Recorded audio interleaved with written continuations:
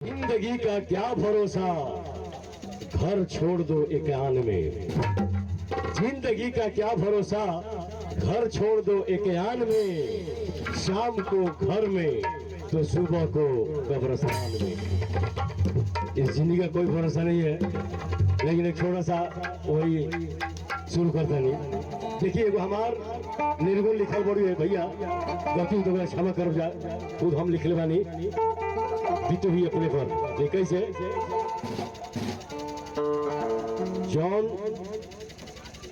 पत्नी गुजर जाले, चाहे पत्नी के आत्मा जन बा पति के प्रेम के प्रति वो का कहता, ओकरा पर ध्यान दोगे भैया। औरत का कहता अपना पति से, यानी आत्मा कहता। कैसे रूप देखी भैया, समझे के बात बा कि जब मंजिल यानी लाश जब घर से निकलेला तो ओकरा के आदमी पिंडा देत ले जालन, पिंडा देत ले जालन, मुंह में डालत रहलन। लेकिन वही औरत का कहतड़ी कि रूप देखी, आई नीचे से, रूप देखी सैया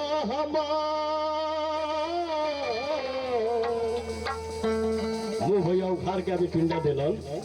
रूप देखी सैया हमार, घुंघटा उघार दिल बानी। रूप देखी सैया उघार दिल बानी। रूप देखी सैया हमार, घुंघटा उघार दिल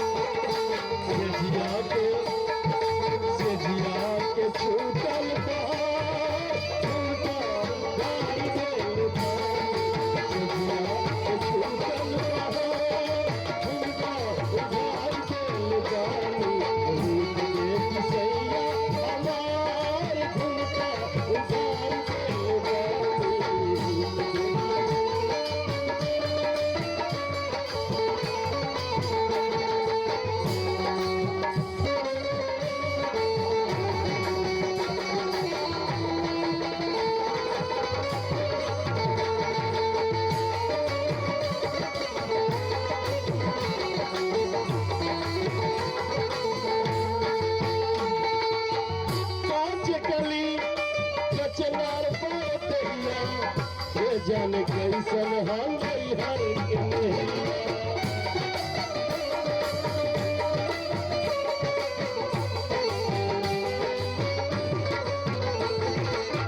काच कली कचनार पार दहिया, जन कैसन हम हर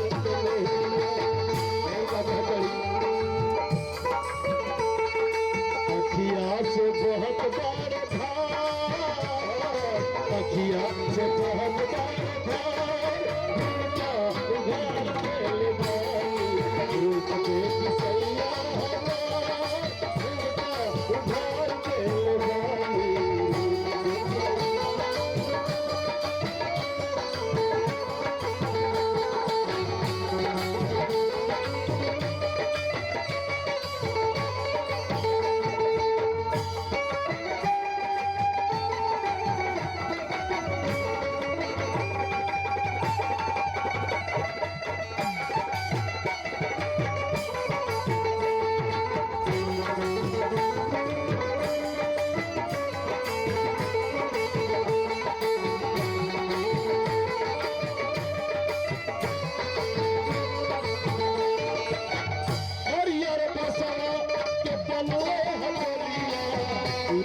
ऊपर से हरिया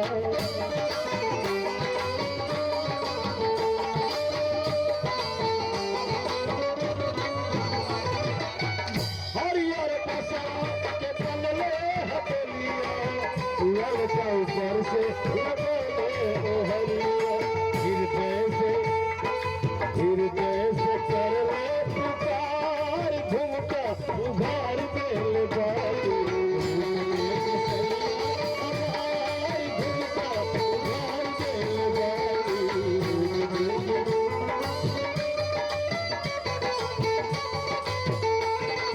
जिया के छूटल बहार घुमटा उघार देल बाटे।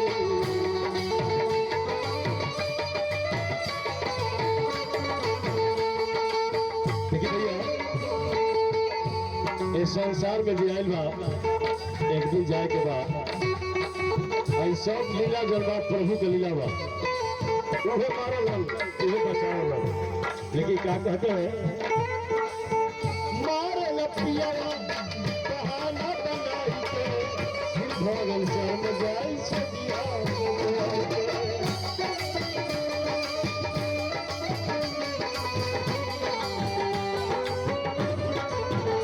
मारे लपिया बहाना बना के भगवान शर्म ससन से दिया बजाए भगवान शर्म ससन क्या कहते हैं पहले प्रभु से पुकार पहले प्रभु से पुकार घुमटा उघार देल बाटे। रूप देख सैया हमार घुमटा उघार देल बाटे। रूप देख सैया हमार घुमटा उघार देल बाटे। सिंधिया को छूटल बहार घुमटा उघार देल बाटे।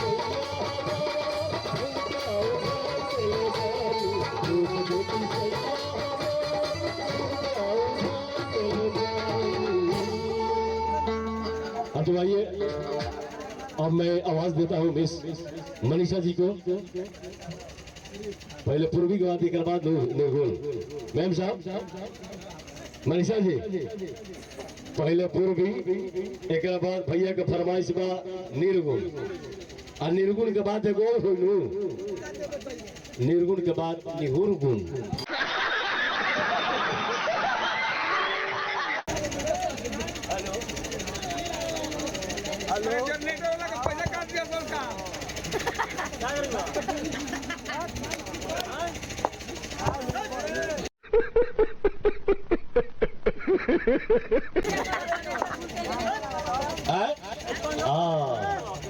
बाकी बच्चा पे फेल नहीं निकल चाहिए नहीं।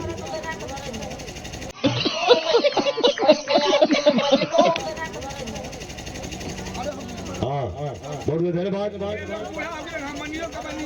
झनक झनक तोरी बाज पायलिया झनक झनक तोरी बाज पायलिया प्रीत के गीत सुनाए पायलिया प्रीत के गीत सुनाए पायलिया झनक झनक तोरी बाज पायलिया।